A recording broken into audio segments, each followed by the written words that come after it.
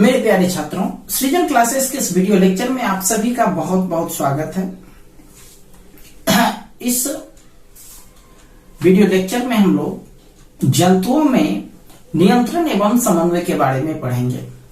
तो जंतुओं में जो नियंत्रण एवं समन्वय होते हैं वो दो प्रकार के होते हैं। एक तंत्रिकीय नियंत्रण एवं समन्वय और दूसरा रासायनिक नियंत्रण एवं समन्वय।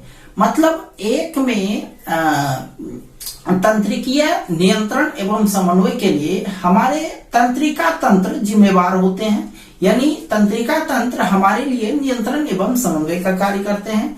और दूसरा रासायनिक नियंत्रण एवं समन्वय, इसमें हमारे शरीर में पाए जाने वाले रसायन जिसको हम लोग हार्मोन्स कहते हैं, उसके कारण हमारे शरीर में नियंत्रण एवं समन्वय का कार्य होता है।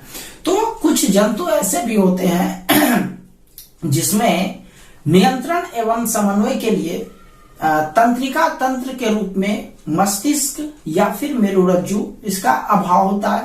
लेकिन मानव एक उच्च श्रेणी के जीव हैं, उसके लिए नियंत्रण एवं समन्वय के लिए मस्तिष्क और मेरुरज्जु अर्थात स्पाइनल कॉर्ड की बहुत ही आवश्यकता होती है।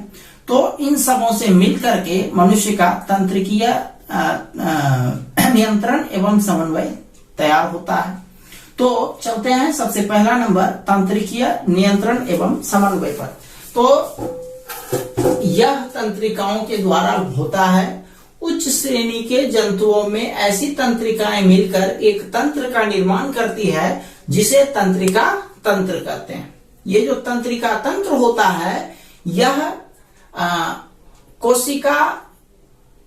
तंत्रिका कोशिका या न्यूरॉन का कार्यात्मक एवं संरचनात्मक इकाई होता है।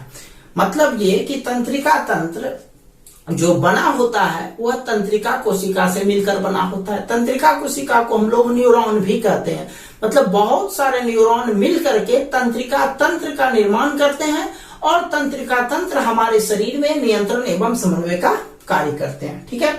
उच्च स्तरीय जंतुओं में तंत्रिका तंत्र के रूप में मस्तिष्क, मेरुरज्जु यानी स्पाइनल कॉर्ड तथा विभिन्न प्रकार की तंत्रिकाओं से बना होता है। लेकिन कुछ निम्न स्तरीय जंतुओं में मस्तिष्क तथा स्पाइनल कॉर्ड नहीं पाए जाते हैं। ठीक है।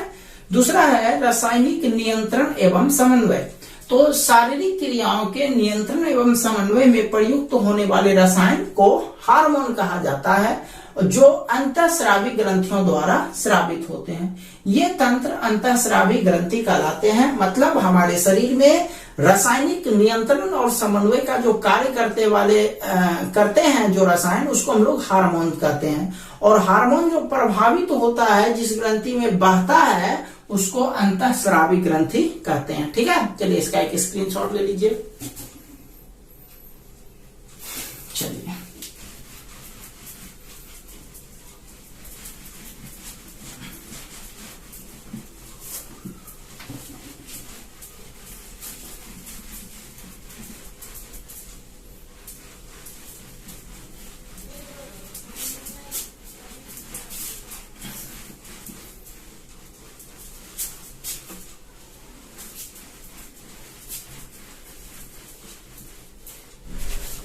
चलिए चलते हैं हम लोग तंत्रिका कोशिका या फिर न्यूरॉन पर। तो सबसे पहले उसकी रचना देखते हैं, तंत्रिका कोशिका या फिर न्यूरॉन। तो ये जो तंत्रिका कोशिका होता है यह एक ताड़ाकार आकृति होता है या ताड़ाकार सेल बॉडी होता है, कोशिका काय होता है। अब देखिए ये जो सबसे ऊपरी हिस्सा है ये एक ताड़ा की तरह लग रहा है ना। तो ये जो ताड़ाकार आकृति है इसका नाम साइटोन है। क्या नाम है? साइटोन।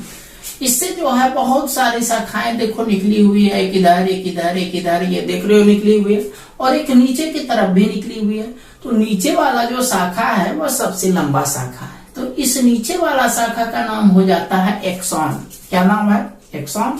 और ये जो छोटी छोटी शाखाएं होती है इसमें देखिए आप ब्रांच निकले हुए हैं, इसका नाम है डेंड्राइट्स। क्या नाम है? डेंड्राइट्स। यानी छोटा शाखा डेंड्राइट्स और बड़ा शाखा जो हुआ वो हो गया आपका एक्सॉन। ठीक है। चलिए आगे चलते हैं। इसमें बीच में साइटोन के बीच में केंद्रक पाया जाता है और उसके बाद देखिए ये जो आपका एक्सॉन है, ये लंबा लाइन एक्सॉन है, बीचों बीच जो जा रहा है, उसके बीच वह जो है इस तरह से घेरा हुआ है, आप देख रहे हो इस तरह से घेरा हुआ है। तो एक मांसल आकृति से उसको घेरा हुआ है, उसका नाम है मेडुलरी। क्या नाम है उसका? मेडुलरी। ये जो घिरा हुआ मोटा मोटा हिस्सा आप देख रहे हो, इसका नाम है मेडुलरी। उसके बाद यहाँ पर जो बीच वाला हिस्सा, यहाँ पर देखो मेडुलरी, तो ये घिरा हुआ है, यहाँ पर थोड़ा सा मेडुलरी का मात्रा कम है, तो एक तरह से गांठ टाइप का है, तो इसका नाम है रेनबियर के नोड्स। रेनबियर नोड्स इसको बोलेंगे। ये वाला जो यहाँ पर दो मेडुलरी आपस में मिला हुआ लग रहा है, तो उसके बीच का जो ये नोड्स बना हुआ है, इसका नाम है रेनबियर नोड्स। ठीक है, रेनबियर के नोड्स, तो ये वाला हुआ रेनबियर नोड्स। ठीक है, ये नीचे वाला जो हिस्सा जो है, ये एक्सॉन वल्व कहलाता है। वल्व मतलब आप समझिएगा ढक्कन। ठीक है, तो एक्सॉन वल्व कहलाता है। और ये सबसे नीचे देखिए एक तरह से इसमें भी गांठ टाइप का निकला हुआ है, ब्रांच निकला हुआ है, और ये जो छेद, ये गांठ देख रहे हो बिंदा टाइप का, थोड़ा सा मोटा लग रहा है, तो इसका नाम है सूत्र युग्मन गांठ। कौन सा गांठ? सूत्र युग्मन गांठ। और इसके बीच में स्वान के मेडुलरी के बीच में ये देखो, ये बिंदु टाइप का दिख रहा है, ये रहे, इस तरह से और भी होते हैं, तो इनका नाम है स्वान कोशिका। कौन सा कोशिका? स्वान कोशिका। ठीक है, तो ये हो गया आपका न्यूरॉन का आकृति। बोर्ड एग्जामिनेशन में न्यूरॉन का आकृति निश्चित तौर पर पूछता है कि न्यूरॉन का स्वच्छ एवं नामांकित चित्र बना है, इसीलिए इसका चित्र आप लोग खूब अच्छे से प्रैक्टिस कर लीजिएगा। साथ ही साथ इसमें जितना भी नाम लिखा हुआ है, कम से कम उसमें से 5, 6, 7 नाम जरूर आप लोग अच्छे से याद कर लीजिएगा। ठीक है, एक बार देख लेते हैं। ये डेंड्राइट्स है, ये ताराकार जो आकृति है, इसका नाम है साइटोन। बीच वाला जो है ये इस तरह से घेरा हुआ है वृत्ताकार आकृति में, केंद्रक। ये बीचों बीच जो इस तरह से रेखा आ रहा है, उसका नाम है एक्सॉन। और ये जो कोशिका है बीच बीच में मेडुलरी के बीच में, उसका नाम है स्वान कोशिका। यहाँ पर जो नोड्स यानी गांठ बंधा हुआ है, इसका नाम है रेनबियर नोड्स। और ये जो मांसल आकृति से ये आपको घिरा हुआ लग रहा है मोटा आकृति से, इसका नाम है मेडुलरी। ये हो गया नीचे वाला वल्व एक्सॉन वल्व, और ये वाला हो गया सूत्र युग्मन गांठे। सूत्र युग्मन गांठे वल्व। चलिए देखते हैं, इसको एक बार पढ़ देते हैं। तंत्रिका कोशिका या न्यूरॉन, जैसा कि आपको पहले भी बता चुके हैं कि तंत्रिका कोशिका या फिर न्यूरॉन जो है, यह तंत्रिका तंत्र का संरचनात्मक एवं क्रियात्मक इकाई है। यानी तंत्रिका तंत्र का एक छोटा सा हिस्सा है।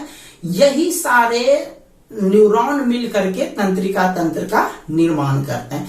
इसका जो सबसे ऊपरी हिस्सा होता है वो एक ताराकार आकृति होता है, जिसको हम लोग साइटोन कहते हैं। और साइटोन में बहुत सारे ब्रांच निकले होते हैं, बहुत सारे शाखाएं निकले होते हैं।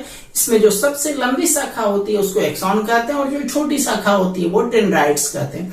देखिए, जब इसमें जो है मुख्य काम इसका होता क्या है, यह हमारे शरीर में कोई भी संवेदना, कहीं भी कोई परेशानी होता है तो तुरंत इसको जो है मस्तिष्क तक भेजता है, और मस्तिष्क जो है उस साइन के हिसाब से, उस आवेग के हिसाब से अपना डिसीजन लेता है। ठीक है, तो ये जो आवेग बनने का स्टार्ट होता है, विद्युत आवेग, वह यहीं पर होता है साइटोन में।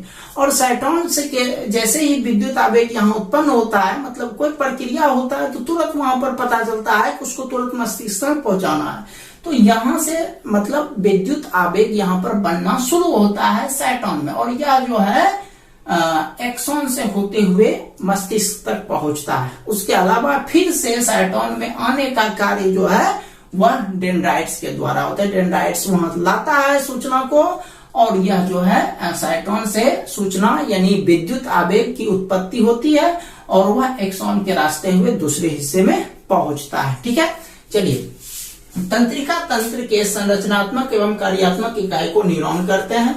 प्रत्येक न्यूरॉन एक ताराकार कोशिकाकार होता है, जिसे साइटोन कहते हैं।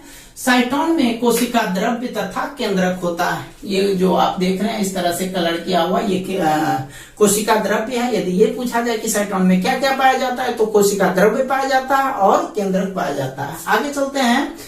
साइटोन से अनेक पतले तंतु निकले होते हैं, हम इसको ब्रांच बोले थे। तो पतला तंतु ये तो ऊपर भी निकल रहा है, नीचे भी निकल रहा है। इन तंतुओं में जो अन्य की अपेक्षा बहुत लंबा होता है उसे अक्ष या एक्सॉन कहा जाता है। ये लंबा वाला अक्ष या एक्सॉन कहलाया। एक्सॉन के अतिरिक्त अन्य प्रवर्धन जो सामान्यतः छोटे एवं शाखित होते हैं उसे डेंड्राइट्स कहा जाता है। ये सब शाखा जो भी आप देख रहे हो ये सारे डेंड्राइट्स कहलाते हैं। साइटोन में संवेदना विद्युत आवेग में परिवर्तित हो जाता है, यानी यहाँ पर जो है इसमें साइटोन में विद्युत आवेग, किसी भी चीज के संवेदना का विद्युत आवेग वहीं से उत्पन्न होता है, उसके बाद वह आगे बढ़ता है।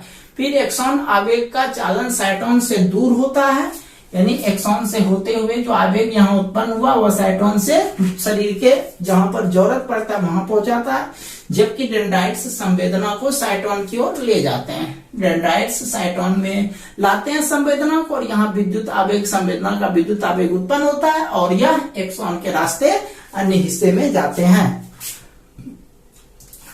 तो जबकि डेंड्राइट्स संवेदना को साइटोन की ओर ले जाते हैं। एक्सॉन अपने अंतिम छोर पर शाखित हो जाते हैं और प्रत्येक शाखा सूत्र गांठ जैसी रचना पर समाप्त हो जाती है, जिसे सूत्र युग्मन गांठ कहते हैं। यही देख लीजिए आप, एक्सॉन जो है यह अंतिम में जाकर के यही सूत्र युग्मन गांठ पर समाप्त हो जाता है। एक्सॉन के चारों ओर श्वेत चर्बीदार पदार्थों का एक आवरण रहता है। यही चर्बीदार पदार्थ है, ये बहुत सारे हैं। इसी का नाम है मेडुलरी या माइलिन थिस कहते हैं। आवरण रहता है, इसे मेडुलरी कहते हैं। कुछ कुछ दूरी पर मेडुलरी नहीं पाए जाते हैं। ये दूरी जो है यहाँ मेडुलरी का अभाव है, उस स्थान को हम लोग रेनवियर के नोड्स कहते हैं। ठीक है, चलिए इसका एक स्क्रीनशॉट ले लीजिए। तो आज के लिए इतना ही, मिलते हैं हम लोग कल हम लोग मस्तिष्क के बारे में पढ़ेंगे, मस्तिष्क की संरचना के बारे में और उसके विभिन्न प्रकार के बारे में पढ़ेंगे। ठीक है, तो आज के लिए इतना ही।